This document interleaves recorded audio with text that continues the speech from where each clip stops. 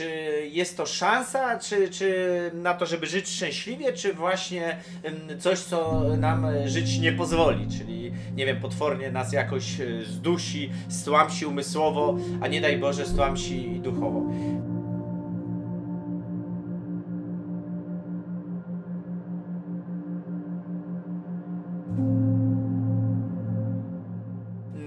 Kiedy świat się kończy, a my zaczynamy żyć. Bo wcale nie będę was straszył. Jedynie w tym odcinku chciałbym pokazać, jak my widzimy świat. Pokazać wam specjalnie to wszystko naszymi oczami, żebyście sami zadecydowali, czy my go tak samo widzimy. Bo może my jesteśmy jacyś, wiecie, odklejeni, co jest bardzo możliwe. Widzimy wszystko pod szkłem powiększonym albo kompletnie z kosmosu i to nie jest prawda. Nie wiem. Ja wam postaram się pokazać, jak my to widzimy. Wy sami zadecydujecie, czy też wy tak widzicie, albo coś w tym prawdy jest, bo trzeba jakby najpierw wybudować tą bazę, czyli czy jesteśmy w okresie dekadencji, czy nie jesteśmy w okresie dekadencji. Ale na samym końcu filmu znowuż pokażę wam i raczej powiem wam rzeczy, które bardzo dobre z tego płyną. Jak można wyczuć zmianę, czy wychodzimy z tego okresu, czy dopiero jesteśmy w środku, czy na początku. Wszystko się, pamiętajcie, co złe kończy się w pewnym momencie dobrze. Nic nie trwa wiecznie, są pewne momenty cięższe, ale my ludzie mamy to do siebie, że w takich właśnie ciężkich sytuacjach potrafimy się zmobilizować. Ci, co potrafią się zmobilizować, to się mobilizują i dają sobie wspaniale radę i rosną w sobie, stają się silniejszymi ludźmi wewnętrznie, duchowo. I ta cała agresja, o której również wspomnę, wydaje nam się, że ma szansę zaniknąć. Właśnie to jest ten okres czyszczenia.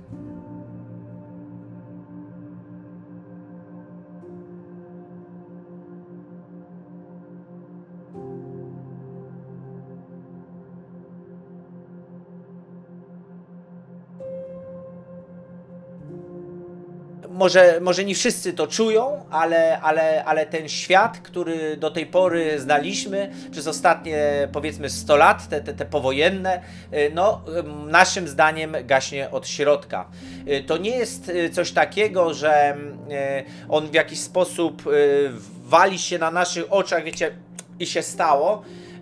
Tylko to jest to taka powolna agonia. Agonia to też brzmi bardzo jakby źle. Nie jest, po prostu gaśnie. Każda ekonomia, każdy cykl, to są cykle. I my gdzieś jesteśmy na tym dolnym cyklu, z którego od początku będziemy budować nową cywilizację, już pewnie opartą na sztucznej inteligencji i robotyce. Ten okres przejściowy na pewno będzie bardzo trudny dla wielu, ale my też powiemy, jak byśmy sobie z tym radzili, jak my sobie chcemy z tym radzić, bo wszystko jest do przeżycia. Po prostu, trzeba być otwartym na jakieś zmiany, które nadchodzą, bo nadchodzą, tych zmian się już nie jesteśmy, czasami zerkam na siebie, czy gdzieś nie uciekam z ekranu, tak jak chyba go wyłączę.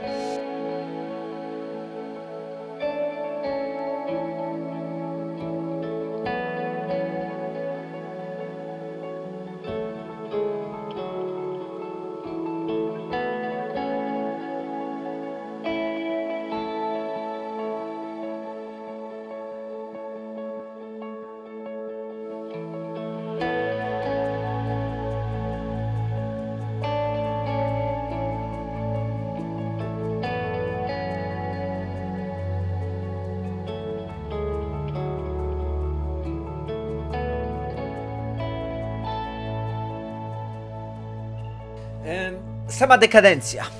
Sama dekadencja to nie jest tylko bogactwo. To nie jest tylko hedoizm, czyli czerpanie samej przyjemności z życia wszelkiego rodzaju, wieczne świętowanie, a raczej jest to takie zmęczenie duszy.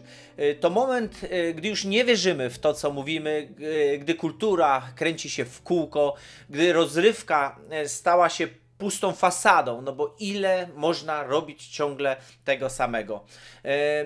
A sztuka kalką siebie sprzed wielu lat, często wyuzdana, często po prostu głupia, szukająca jakiejś nowości, bo wszystko już było, a tą nowością często okazuje się jakby karykaturą samej siebie. No nie jest już sztuką, bo na pewno widzieliście wielu malarzy, którzy już potrafili, to znanych, którzy fekaliami malowali, którzy rzucali puszkę na obraz. Wszystko zostało po prostu powiedziane. Teraz tylko kopiujemy, jakoś miksujemy, robimy remake'i tego, co już było, bo ciągle nasze życie polega, o czym zapomnieliśmy, na rozwoju naszego wnętrza, czyli naszego jestestwa, świadomości, tak zwanej duszy. Tu jest szczęście pogrzebane. Natomiast nam wydaje się, że jak założymy dzwony, a nie założymy, nie wiem, rurek, o popatrzcie jak ja wiem, co się nosiło, czy nie wiem, będziemy wyglądać super sexy, będziemy mieli usta jak glonojady, czy tam, no nie obrażając glonojadów, ale może jak no takie wiecie, nadymane, jak się pomalujemy lepszą szminką i będziemy mieli ciuch za grube tysiące, to nam wydaje się, że jesteśmy po prostu więksi. Gdzieś zapomnieliśmy, że jesteśmy znacznie bardziej skomplikowanymi istotami i te powiedzenie, że nie szata zdobi człowieka, no cóż, wielu chyba o niej nie wie, ponieważ nie czyta książek. Natomiast głód istnienia, głód takiego rozwoju emocjonalnego, właśnie tego duchowego, on nas nigdy nie gaśnie, bo pamiętajcie, że no tą połowę, czy tam 1/3 życia my jednak śpimy. To moim zdaniem i myślę też wielu jest te okienko, w którym wracamy do naszego prawdziwego świata poniekąd i nie wiem, restartujemy baterię, cokolwiek dzieje się w tej naszej głowie, co pozwala nam żyć i tutaj po prostu nie zwariować, bo świat nasz, ten taki prawdziwy jest no mocno inny przecież od tego materialnego i dla nas ucięcie skrzydeł może być dużym szokiem.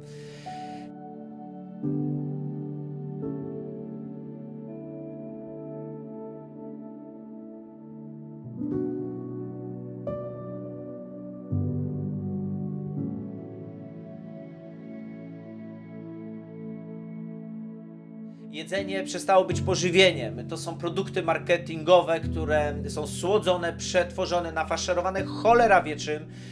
I my, jako ludzie z miasta, którzy całe swoje życie, praktycznie 40 lat, są wychowani na sklepach, możemy to z całą pewnością i z ręką na sercu stwierdzić, że tak jest. Jeśli zaczęlibyście jeść od gospodarzy dobrej jakości jedzenie, wasze kubki smakowe się zmieniają, nos inaczej wącha i powiem wam, że my mamy problem z jedzeniem żywności ze sklepu. Uważamy, i to jest bardzo przykre, co powiem, ale uważamy, że większość tych rzeczy się nie nadaje do jedzenia, są po prostu szkodliwe, są wysoko przetworzone, czyli pozbawione tych właśnie tej całej biologii, która tworzy je dla nas takimi dobrymi, czyli mówi się, że mleko absolutnie nie powinno być sprzedawane niepasteryzowane, bo bakterie, bo tam wiecie, poumrzecie. My, pijąc swoje mleko niejednokrotnie, wiecie, prawie z wiadra,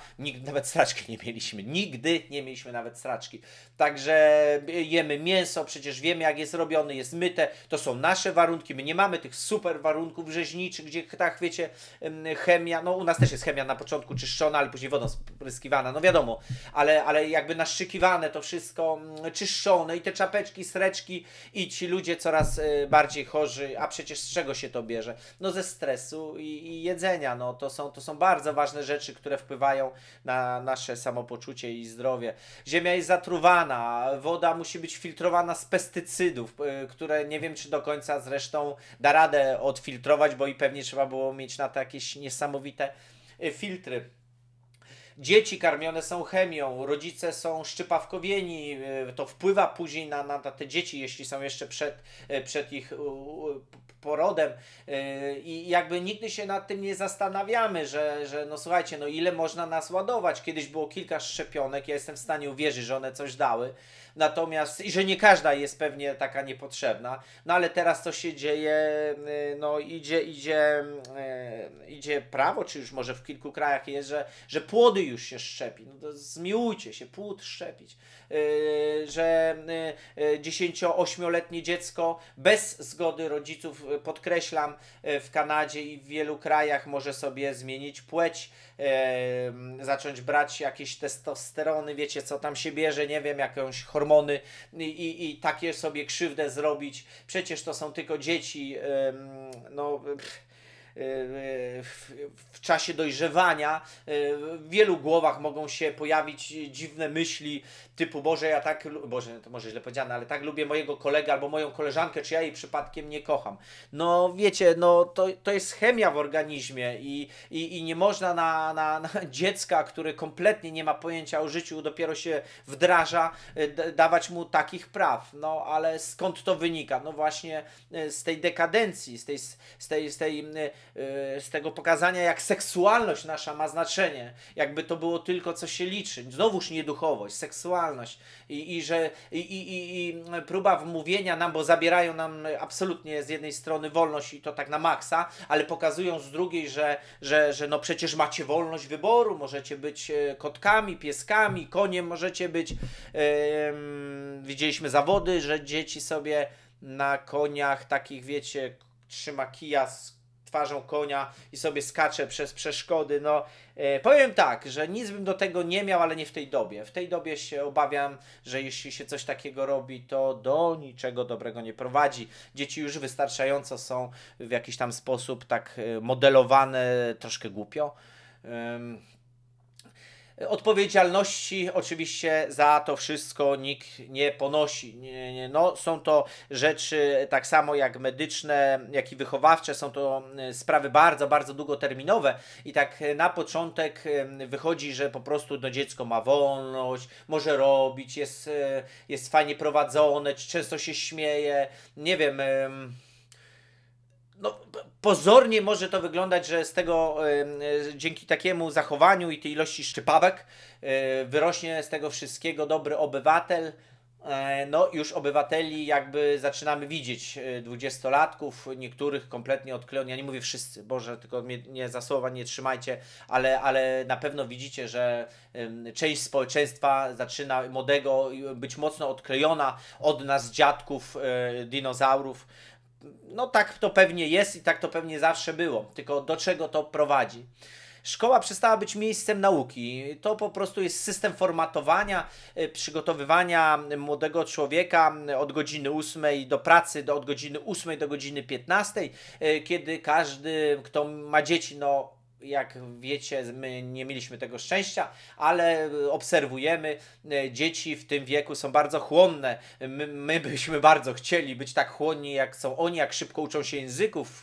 Rok, 2, 3 lata i dziecko potrafi po angielsku naprawdę fajnie rozmawiać. I w tym czasie jest uczone bardzo wielu przedmiotów, stosunkowo płytko, znaczy generalnie jest uczone zapamiętywania tego, co ktoś inny uważa za istotne i uważa za prawdę. Nie są dzieci uczone logiki, myślenia samodzielnego, podważania zdania nauczyciela, a na pewno byłoby to dużo ciekawsze. Rodziłaby się młoda elita w wielkości całego społeczeństwa, elita społeczeństwa, a nie elita oszołomów pazernych, bez kręgosłupa moralnego, tylko urodziłaby się elita, która by zaczęłaby świat widzieć tak, jak my byśmy go chcieli widzieć, ale naturalnie. I to jest w dalszej części, właśnie powiem, jakby to fajnie mogło wpłynąć, gdyby po prostu dziecku głowy nie zaśmiecać przez naście lat nauki takimi bzdurami. No ja uważam, że to co przez 8, 4 to jest 12 i 5 lat, 17 lat nauki wyniosłem, spokojnie mógłbym w ciekawszej, skondensowanej formie w 5 lat się nauczyć, zakładając, że te 5 lat pokazałoby mi wszystkie dziedziny, których ja się uczyłem, a ja bym sobie wybrał tą najlepszą dziedzinę, którą chcę jakby kontynuować i w niej stałbym się specjalistą. To może jeszcze, właściwie to już niepotrzebna byłaby mi szkoła. Szkoła jest po to, żeby pokazać świat mniej więcej na czym polega, co jest ciekawe, co nie, ale moim zdaniem niekoniecznie musi człowiek się przez 8 lat uczyć biologii, czy geografii, czy historii, czy języka polskiego, czy matematyki, jeśli tego nie chce. Niech wybierze sobie dziedzinę, w której czuje się dobrze i chce być naprawdę w niej wybitną jednostką, a o innych może naprawdę znać troszeczkę bardziej podstawowo. Podstawowo, ja nie mówię, że nie znać, ja podstawowo, czyli uważam, że naprawdę nie ma potrzeby posiadania wiedzy o stolicy każdego kraju na świecie, bo pewne po prostu dane są nam niepotrzebne i można je w dzisiejszej dobie bardzo szybko w razie potrzeby sprawdzić. W tych szkołach uczy się, żeby być posłusznymi, żeby właśnie powtarzać, zaliczać i przetrwać. Nie bierze się kompletnie pod uwagę indywidualności danej jednostki, raczej się sprowadza je wszystkie do jednego poziomu i na ogół tego niższego, bo znacznie ciężej podnieść osobę, która jest powiedzmy mało rzutka, mało inteligentna i nie chce i leniwa do poziomu jakiegoś tam średniego, niż ścisnąć umysły, które są bardziej ciekawe i takie żywe i szukające odpowiedzi, szukające odpowiedzi. Nie uczy nas myśleć, tylko słuchać, nie uczy działania właśnie, to co tylko wypełniania poleceń. I tak wyrasta pokolenie właśnie zagubionych, może i inteligentnych, ale niezdolnych w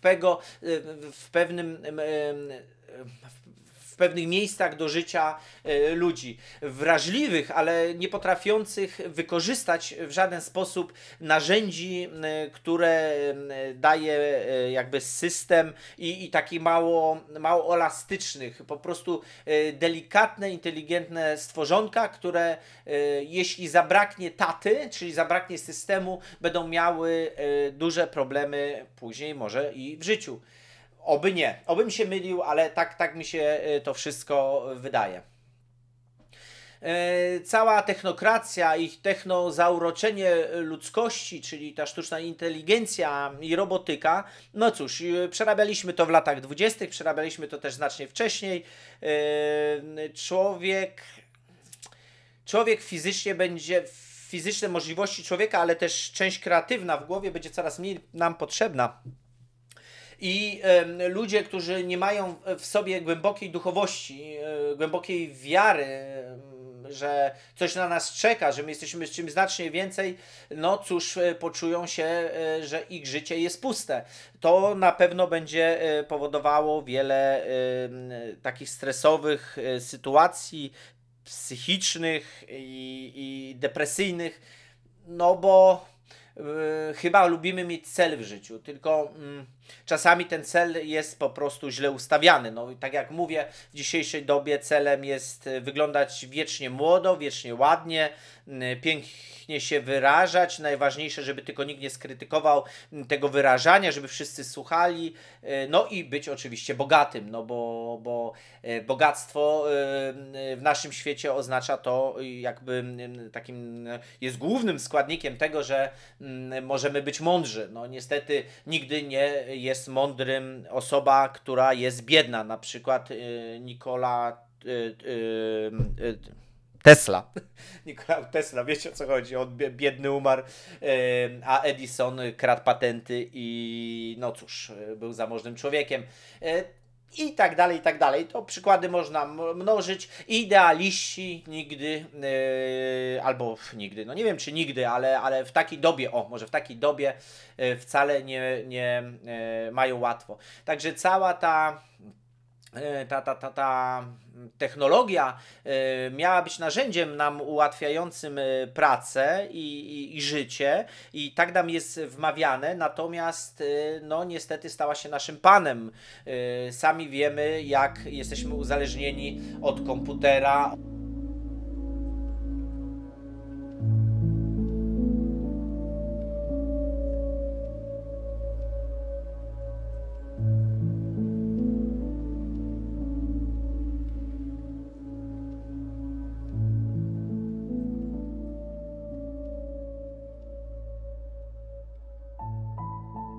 Nie jest to złe pod warunkiem, że potrafimy to jakoś wykorzystać pod własne cele, ale ciągle zdajemy sobie sprawę, że nie możemy się na sztucznej inteligencji całkowicie jakby polegać, bo po pierwsze może nas kłamać, bo jednak ktoś to programuje, a po drugie po prostu oducza nas kreatywności i naszego własnego myślenia. No, jeśli cokolwiek nie wpiszesz w internet i masz już na to odpowiedź, stajemy się bezkrytyczni, a to nie jest chyba dobry właśnie pomysł, że zamiast myśleć pytamy algorytmu, czy zamiast iść wklejamy lokalizację i patrzymy na internet, zamiast hodować królika, jakbyśmy mogli, oglądamy ludzi, którzy hodują króliki, bo trzeba starać się coś robić. Ja rozumiem, że wiele osób nas z miasta ogląda i wiele osób nie ma możliwości tego robienia, natomiast chce przeżyć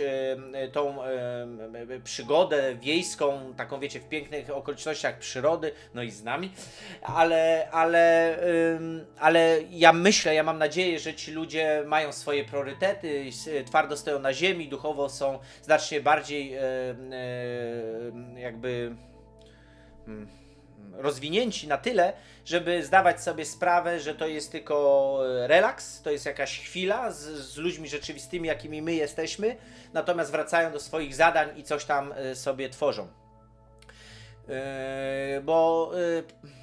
No, co się stanie, jeśli technologia zrobi wszystko za nas? Gdzie będzie człowiek? Gdzie będzie nasze miejsce? Do czego my właściwie będziemy potrzebni, skoro już się mówi, że jest nas za dużo i że po prostu niepotrzebnie zużywamy te wszystkie metale, te wartości ziem, drewno, jak to się mówi, wiecie, ja bym ci powiedział resources, wiecie, głupi jestem, nie mam słowa.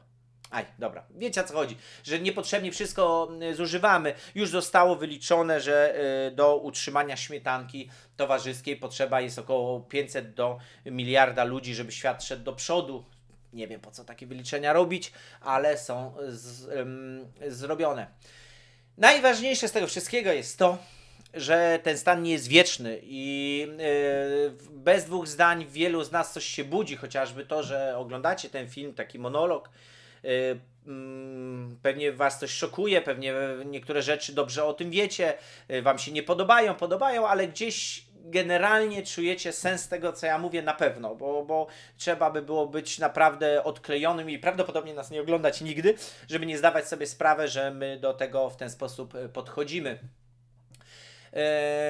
I mimo tego całego chaosu w telewizji, tych nadmiarów informacji, tego kłamstwa, blichtru, takiego ślepoty, naszym zdaniem coś się przebija. Przebijają się tacy ludzie jak ja i Klaudia, przebijają się tacy ludzie prowadzący właśnie różnego rodzaju programy właśnie o obliczach śmierci, o wychodzeniu z ciała, o duchowości, o tym jak być szczęśliwy, o tym jak zmienić swoje życie, że no, coraz więcej o tym jest. No i to jest właśnie ta dobra strona całego tego tej technologii, że mamy znacznie szybszy dostęp do informacji i możemy sobie sami zadecydować, która do nas trafia, która nie. No, to jest niewątpliwa zaleta. Kiedyś były tylko książki i co gorsza trzeba było masę forów śledzić, wiem po sobie, żeby na przykład znaleźć coś lepszego, coś co mnie bardziej rozwinie, a ile człowiek książek przeczytał, kupił i stwierdził, nie, to już wiem, a nie, to się ze mną jakby nie zgadza się z tym, co ja uważam i tak dalej. No sami wiecie, jak to jest. Teraz jest znacznie prościej, przy czym dalej trzeba sprawdzać, no bo to jakby i myśleć za siebie, to jest chyba najważniejsze. Także coraz więcej ludzi mówi dość. Chcemy żyć, chcemy czuć, chcemy być tu i teraz i działać.